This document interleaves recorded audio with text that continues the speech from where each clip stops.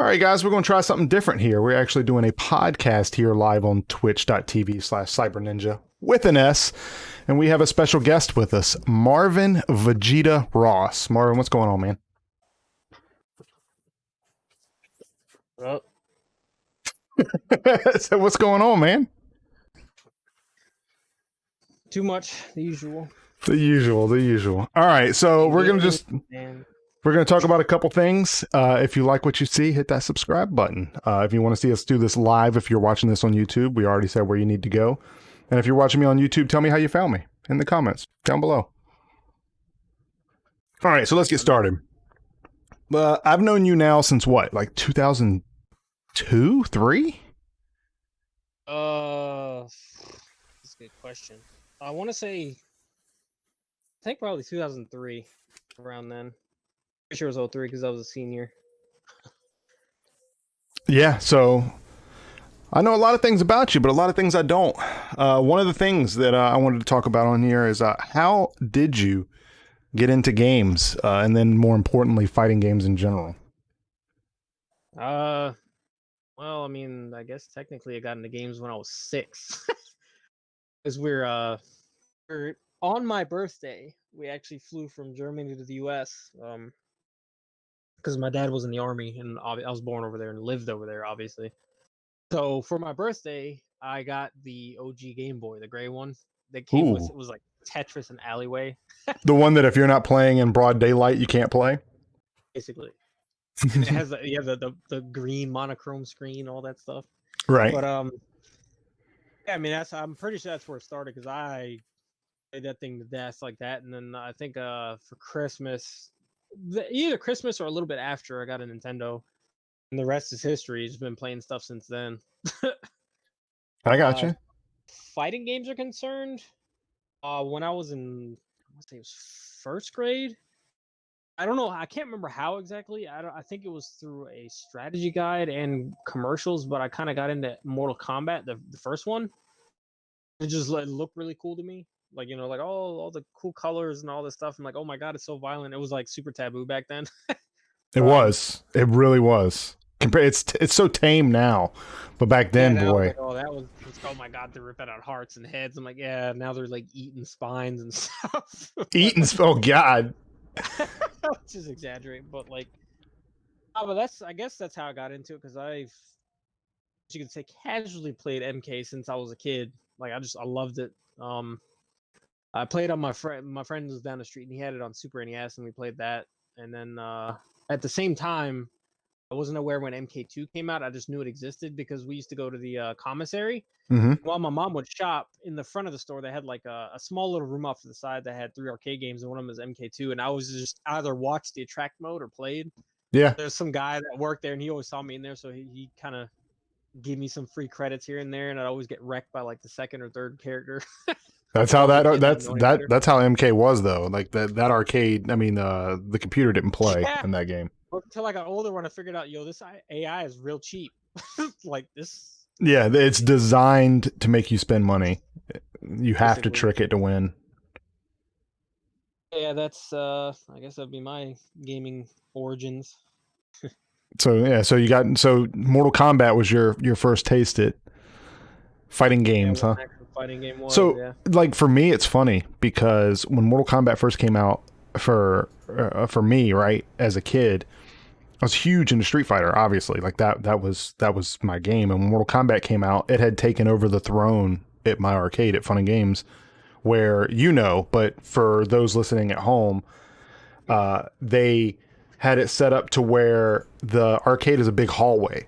And so in the middle of the hallway would be whatever game was trending or, the game that they were trying to push.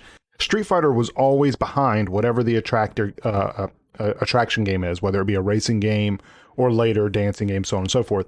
So when you walk by the arcade, you would see this big game. And then when you walk in, the game behind that would be the most popular game. And Mortal Kombat took the throne of Street Fighter at Fun and Games when it came out.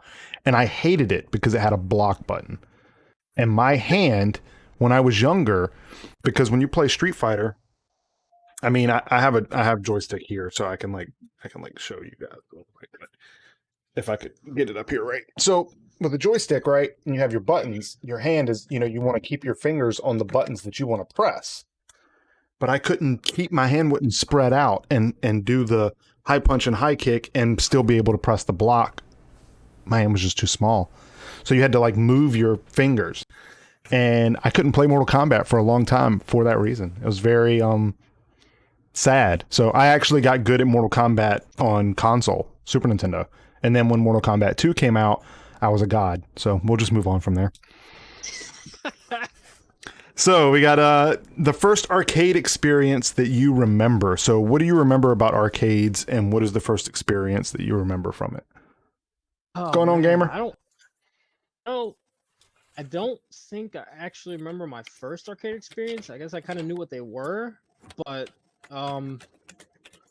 if I had to pick one, I vividly remember when I was really young. I want to say I was in 5th grade, and it actually was in Fun and Games. Because I remember MK3 came out before that, and I had always rented like from Blockbuster on Genesis, and then I wasn't aware of what UMK3 was. Right. So I went past FG one day, and I was like, I saw a bunch of people crowded around at what I saw as Mortal Kombat 3, and I was like, oh, cool. So I asked my aunt was with us. Then you saw that scorpion. Yeah, no, that's the thing, because I love the ninjas, and it was the only thing that bothered me about MK3 is like when I was looking through magazines as a kid, I was like, dude, where are the ninjas at and stuff, and I liked Robot Smoke and Sub-Zero because they just kind of were the closest I had. But I walked in there, and I was like, there's a dude using Scorpion, and there's a dude using Ermac, and at the time for me, I had a old strategy guide that in the back had a rumor section for MK2, and they had a picture of basically a red character throwing a spear, and they're like, oh, it's a secret character. So I was thinking, oh my god, they actually put this dude in the game, or he's real, or something like that. And I was watching them. I'm like, dude, all the ninjas are back. The female ninjas. I'm like, this is crazy. A couple weeks later, I figured out it was an expansion because it was in what was that magazine called?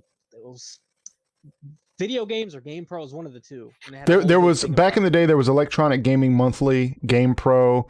PC Magazine, yeah, and then obviously like the Nintendo game magazine. I can't remember what that was called. Imagine that. Yeah, but I remember that because I was so excited. I was like, dude, I get to use Scorpion. And I remember I was in there and I was getting, of course, the little kid steps up the machines, like getting beat up and stuff. Yeah, you got lessons to learn. There was a guy, and I can't remember what he was teaching me how to do. I think I picked Reptile once just because I was like, I want to pick all the ninjas just to, you get out of your system. And he was teaching me how to do like basic force ball combos. I didn't know he had two versions of it and everything. And I was like, oh, that was kind of fun. Like I remember that. I was like, it was super fun. And then I was just like, every chance I got, I would go in there and like play. Yeah, Mortal Kombat 3 was such a weird time because like I've been trying. I got this notebook here, and the reason why I have this notebook is because when I'm at work, I'm trying to write down things to do for a podcaster to be able to chat with, and trying to pin down the Mortal Kombat 3 era for me was actually really weird. Even though I was like really good at that game, I don't remember it being a standalone era. Like I'm pretty sure Killer Instinct was out around the same time, and I bounced between the two. But Mortal Kombat 3 for me was a special game. As much as I like 2 better, 2's my favorite Mortal Kombat. I feel like I don't know. I just got UMK3, so weird. Yeah. So next up on the list would be, how did you get into tournaments? What made you decide to do fighting game tournaments? You did actually. All right. Like, okay, so it kind of started because, like I said, I used to just whether it be on console or arcade, I used to just play like MK and stuff. But occasionally people would get me to play other games, or I had like Super Street Fighter 2 on like Genesis. I got it for my birthday at one point, so I knew what Street Fighter was. We used to play it in the laundromat when my mom was washing clothes when we first moved to VA. We're kind of living out of hotels while we're trying to look for a permanent place. Right. They had Street Fighter 2 in there, so I knew what that was. But I used to come to FNG. I think it was every Saturday or Sunday with my friend Mike and Steven. And we would come in there all the time and just kind of play and do our thing. But other people used to play Soul Calibur at the time, and I'm just like, I don't really care about that. I like MK. But I Right. used to beat them down all the time. But I still remember the first time I met you. What was that kid's name that played Cabal? Was it Darman or something? Oh, He was great. yeah, All yeah. time. So I'm me and not him, even going there. Yeah, I have no idea. yeah, me and him used to play, and like he was the first one in years, aside, because my brother played with me for a while too, but like Right. that actually to me equaled like how I fought. Hmm. Because usually I just other people didn't play or they're super casual, and I'm like, okay, I usually win, or it was kind of boring to me. It just like okay, but I'm like, oh sweet, like this guy's actually fighting me, and I thought we were pretty even. And I still remember that one day where this random dude was behind us watching us play, and I happened to lose the one match I was playing. I was like, all right, well, I'll wait for this dude to get off, and I'll go back and play again. This guy picks Nightwolf and proceeds to beat the crap out of this guy, and I'm like, oh, okay. I'm like, and then he's like, let me play one more time. I'm like, yeah, sure, because I think he wasn't using his main at the time, because then he picked Cabal and he got destroyed. And I'm thinking in my head, okay, I don't know who this guy is, but I can't play around. Like I can't even no secondary characters. I'm just gonna use Scorpion because at the time that's who I played. Right. And then like I could it was you, but I couldn't I barely managed to take half a life bar. Like out of like a lucky spear or two, and I'm like, this is insanity. Like I have never seen anybody play like this before, like ever.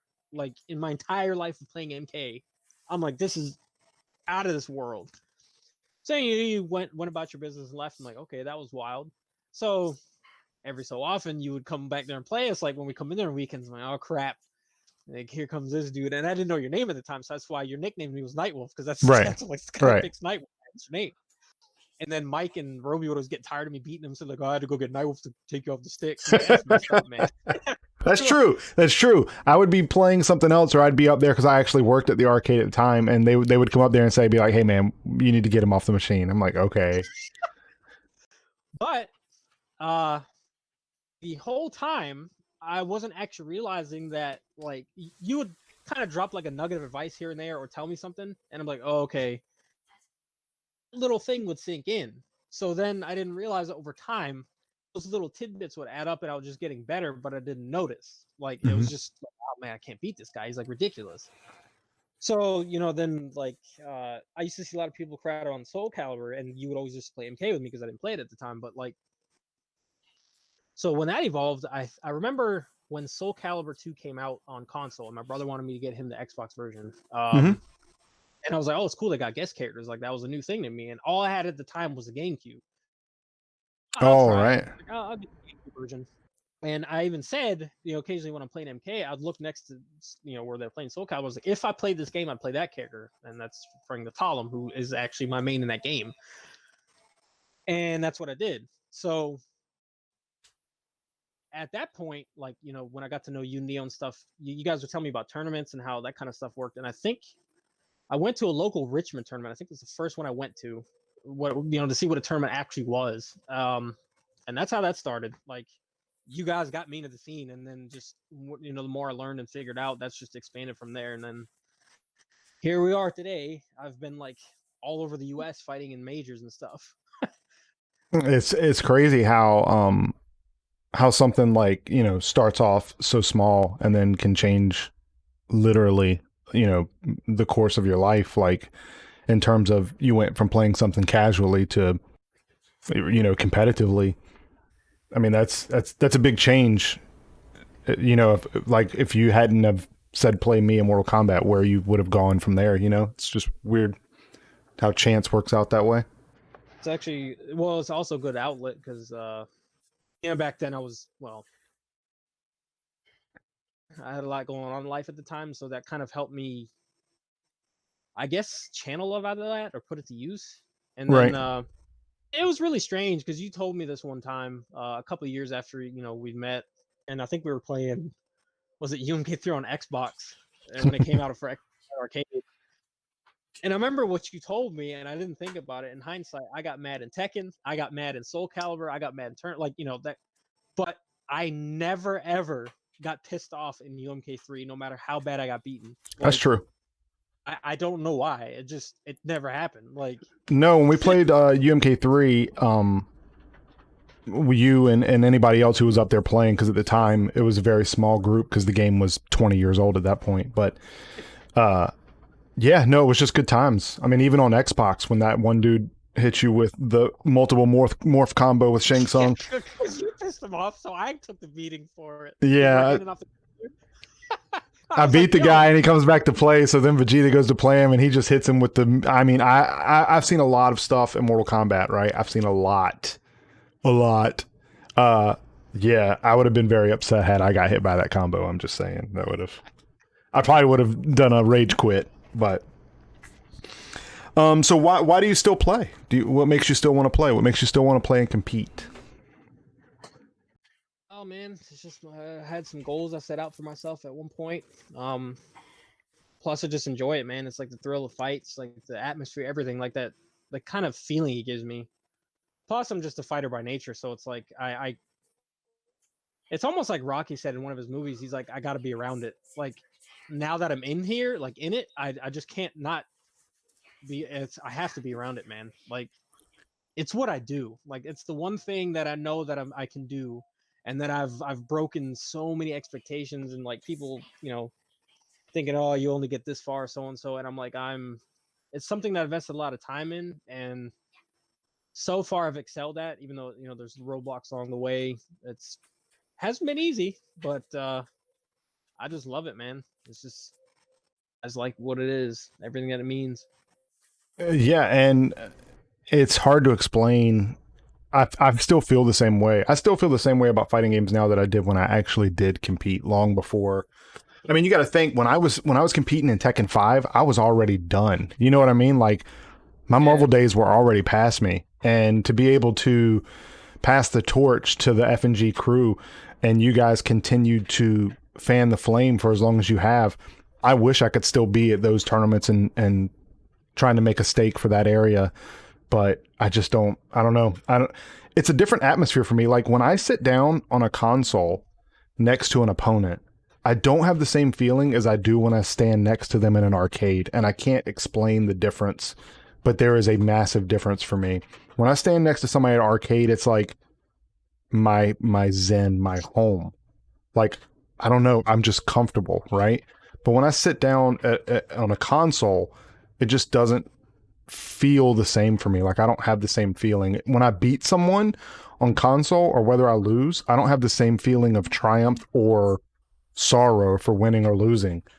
And I'm guessing it. I mean, it has to come from a different mindset. I mean, I come from an era where there was no internet, where we literally traveled and tried to hold down territories. Is whereas now, like when you were saying when we would play Mortal Kombat 3, right? You would be like little nuggets of information over the course of time. And now people get so much information packed down so quickly because you don't have to pay. You don't even have to leave your house. You can just play for hours in training mode. And it's just a different feel for me. So, yeah.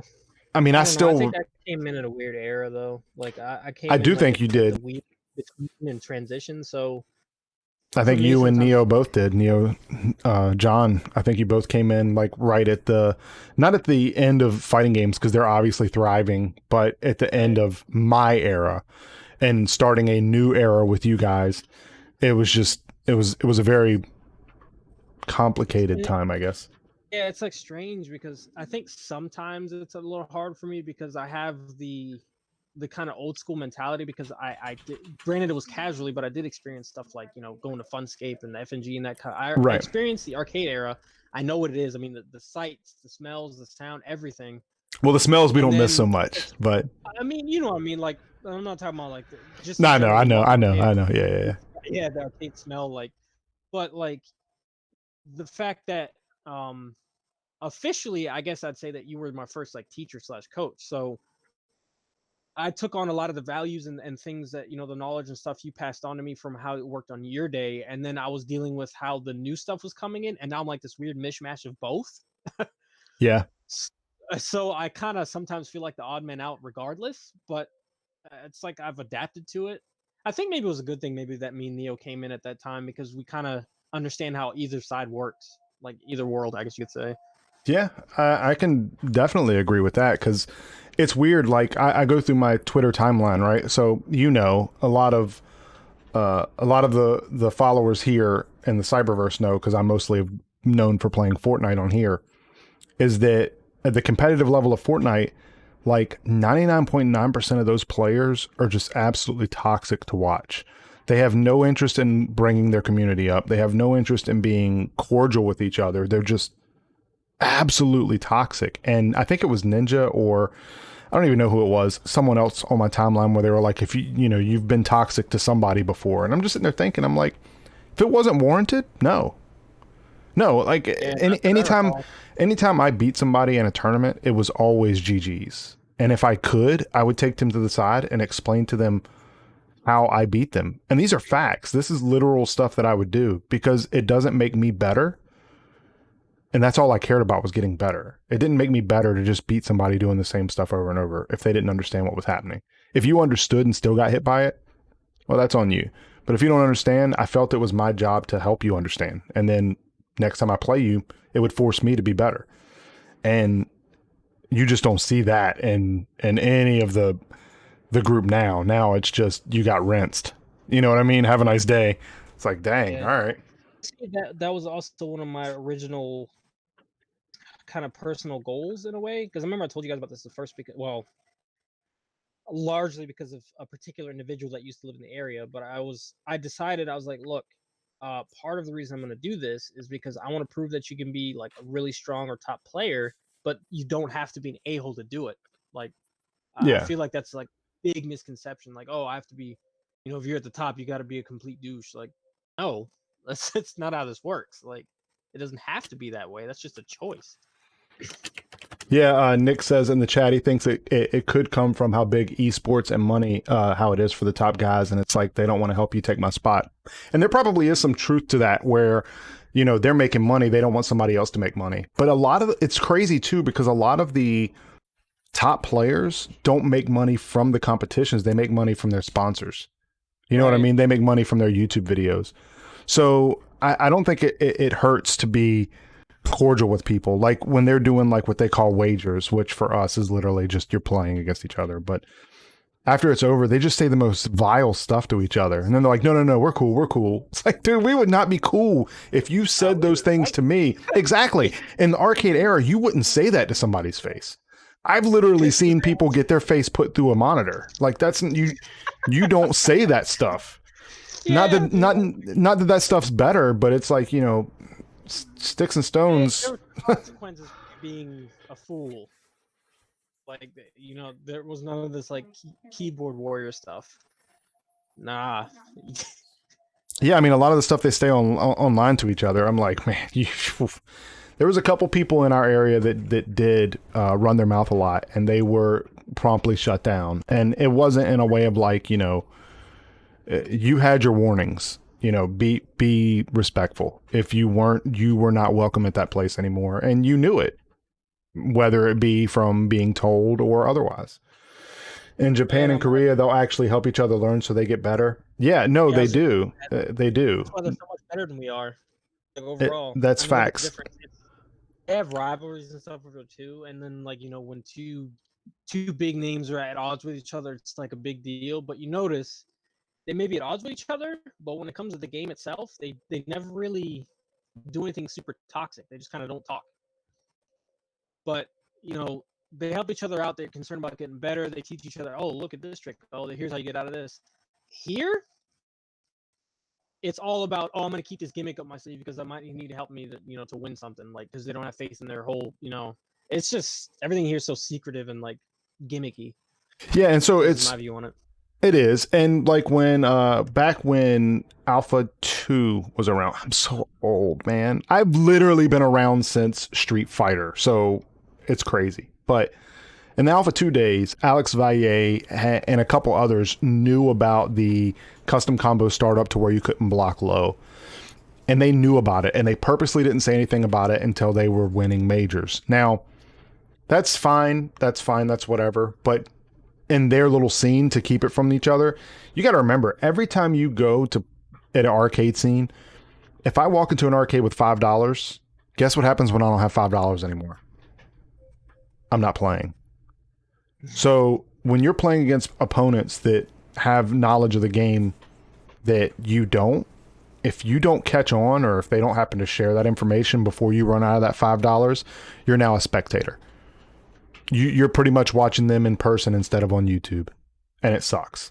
So when you think about that in their local scene, it's like, imagine how many times they were just taking their money, and there's no telling if there was bets on the line then. That just sucks. That sucks. But all right, so let's go ahead. Let's see here. What did you get from the FGC, and what do you want from the FGC in the future? What did they get from it? Yeah, what did you get from it? Did you get anything out of the FGC that is noteworthy? I guess. If not, I mean, it is what it is. I think overall, just like, I mean, a few friendships, to be honest. Like, some people I met through it. Mm-hmm. But I think on some level, it's like a lot of focus and discipline on what I'm doing. You know, there's times where you try to do something, or try to, hey, I'm gonna do this and that, and then you just kind of fall off and don't care. But consistency has been what it's been in the FGC. Just because what's required to get to the top is you have to keep going. You can't just slack. That's true. So, that's one thing I learned how to do. Just to be a lot more focused and just kind of disciplined with things that it's bled into real life too. Like, especially like finishing stuff, whether it be at work or here, just objective A to B, B to C, and then just go that way. Yeah, what from it? Yeah, what do you want from the FGC in the future? Like, what do you see in the future that or what do you hope to see in the future? Honestly, man, just some kind of unity, man, because like, I think overall, like, a lot of the FGC is just so toxic to itself now. Like, especially with all the stuff that's coming out. I mean, even beyond that, I just mean the people. Like, it's supposed to be a fighting game, fighting game community or whatever.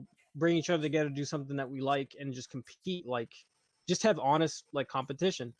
But instead, it's like it's partially turned into this whole like, oh, I gotta spotlight kind of deal. And like, I mean, people are so focused on getting to like being in the spotlight that they don't care at what cost it comes at. Like, I guess I kind of miss how the grassroots kind of thing, how it worked a little bit. Like, there was a lot of trash talk. I mean, there always is, but it was a little different. Whereas these days it's like constant personal, and then it just, never gets resolved, or it's not like a fun little, rivalry story here. It's just straight like toxicity is just rampant, especially online. Like, if you try to play online, people are just like awful to each other. And I was like, this part of that kind of puts me off a little bit. And that's why I kind of like retaining who I am and just kind of trying to bring the old values like to these days. And it surprises some people. They're like, oh, I thought you were going to be like this. I'm like, why? Like, you didn't do anything to me, So what I want from it is just kind of go back a little bit to how things used to be, where sure, you can have rivalries and that kind of stuff, but I mean, you don't outright have to hate each other though. Like, so if it's unprovoked. Absolutely. For me, and this is why, like I said, I'm literally, I can't explain how much I'm writing in this to try and get my docu-series out there. Just because I feel like for me, it would just be something to be nice to look back on for me. But speaking of like unity in the fighting game community back in the day, it was so different when you had the territories. And it's so weird when you had the territories, like everyone that came in that arcade, whether you loved them or hated them, everyone was cordial. Everyone had their character. Everyone had their persona. And then when you would go somewhere, you would all go together, minus the ones you left at the arcade so someone didn't come there and take over the territory. But then you would go there and want to see everyone succeed. And then even the people that beat you, you were cool with. It's just so different now. Like, everyone has to have that persona to make themselves interesting. It's way easier in today's age to get noticed by being toxic. And that's the reality of it. I've said it before. People are so worried about redemption arcs and all these people that are toxic, waiting for them to come back and be a better person. It's like, why don't you just follow the better person already? Why don't you just put the interest in the person who's already decent? And back in the day, that's how everyone was decent with each other. There was no one that we outright didn't like. And if they were, it was unanimous. And those people didn't come back anymore. Yeah, I mean, I know about how that works, actually, because around when I started Tekken 5 is where I started really seeing how that was, because I would, aside from FNG, if our entire, area, Hampton Roads area, because we had different arcades, if we would travel somewhere else, those like intercity rivalries, they would still, like, when I have my own people still cheering against me against some dude from another state, I'm like, what the hell's going on? Right. I mean, and yeah, and that, I grew pretty rock hard, but like, because I'm, I got to be tough, like that. I'm like, why am I not being supported? Well, supposedly, from what you told me, is when you go, like you just said, that's how I guess you could say that's how I was raised in the FGC by you, was like, okay, cool. We leave all this stuff behind, but when we go somewhere else, we're all on the same side because we're from the same place. It's not how it was. Like, that's not what I experienced. It was like, right. These people are they're rooting against me in my own arcade against an outsider. Like, yeah, I didn't understand it. Yeah, see, there was a guy at Putt Putt. I'm friends with him to this day, or acquaintances. We're cool. We talk on Facebook every once in a while. At the arcade, never had a problem with this guy. It's not like he was a toxic person, but we hated him because his gameplay was so simple. It was so simple. It was so simple. He used Cable and Cyclops. For anybody who's wondering, I'm talking about Marvel vs. Capcom 2, and if you don't know anything about Marvel vs. Capcom 2, this is going to sound very Greek to you, but the short answer to this was he never did anything. And when I mean he never did anything that was a risk, and he never did anything to innovate. It was the same boring play style. And we didn't hate him. We just hated the way he played. We talked a lot of trash to him, but we were always cool with each other. That's just how it was back then. But if an outsider came in, we would hope that they would meet him in the brackets during like a local tournament, because we knew they would fall for his basic stuff, and we would cheer him on, and we would we'd pull him over in the corner and be like, look, this guy's from out of town. He plays this team. He likes to do this. Wait for this type of stuff. And really root for him to win. But as soon as he leaves, we'd go back to hating him. It was just one of those things. That's just how it was back then. Like, it's just one of them things. So, yeah, that's pretty much it as far as the questionnaire goes. That's exactly who I'm talking about, gamers. See, he knows. That was before my time, I guess. Yeah, he knows who I'm talking about. Guy was so basic. It was so annoying. The thing was, though, is he had good execution. So if he hit you, you were eating all 3 air hyper viper beams. You knew you were.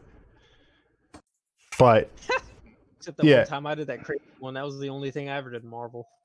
Yeah, that was a good one. I think it's on video too. I think it's on one of my YouTube videos. All I know is I didn't understand what was happening, because I used to play for fun. You kind of taught me how to play, and then I had a top tier team you picked for me. I was like, yeah, I'll play this, because my whole goal was like you and Tekken. You just saw something and you're like, I want to work my game around this. For me, it was hyper viper beams. I just like doing it. Right. So my whole was based on build the meter to get Cable out and do it.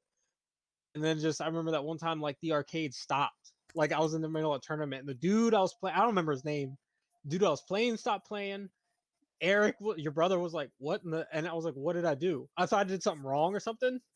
They're like, how'd you do that? I'm like, do what? Yeah, I remember that. It was crazy. Beam was an in the floor hyper viper beam. I don't even know what to call it. Like, no, I've never seen anything like that since or before. So Cable was literally doing an air hyper viper beam on the ground, which is, yeah, never seen it before. I haven't seen it since. It was one of those TASBot moments. Like, it was crazy. At least we saw it. Too bad I never figured out how to do it. That would have changed the game. It would have been interesting. That's for sure. But yeah, so like, this little series here I'm going to do, I got, Jared Zinn told me about that before. Yo, Jared was there, Nick. Jared was there. Was he playing against Jared? The guy used Mega Man against me for some reason. I remember that much. It was Mega Man, Magneto, and somebody else. I can't remember. Jared was at that tournament though. It was one of the last tournaments that we had. Yeah, he played Spiral Scent, but he was there. But Jared was there. Sham was there. Obviously me, Fumi, Eric V was there. Like a lot of people were there. It was one of the last tournaments that was held at Putt Putt. No, it was the. I remember that that was the tournament because we didn't have any tournaments for like a couple months, and then when they they finally had first tournament in months. Most of us just entered everything because we're just happy to have the tournaments back. I didn't even play Marvel like that. If that was the guy I was playing cool, all I know is I'm like. No, it wasn't. It wasn't Jared, but he was there. I remember Jared played Spiral Scent Commando. Very weird team, but that's who he played. But yeah, he was there. I know he was there. I've ever done that. And that tournament, I'm pretty sure either me or Fumi won it. I think it was Fumi. Because for me, that's one of the things. I'll always get to like the winners finals and then choke all the way to third place. That was just my. That was my thing. I think that the cabinet wasn't the greatest because I remember you said you're having trouble doing like you drop a lot of stuff with Spiral because the buttons were jacked up. So that could have been it too. I mean, it's possible. It's highly possible. I know that I got hit out of her teleport, which shouldn't happen. I think it was Eric V. I was fighting Eric V, and he did Sentinel's Sentinel Force, which is the 3 drones across the screen, and I did her teleport. And when she teleported above him, it hit me. And he said it always does, so I made him recreate it on the cabinet after he beat me, and we did it 10 out of 10 times, and it never hit me. I'm just saying.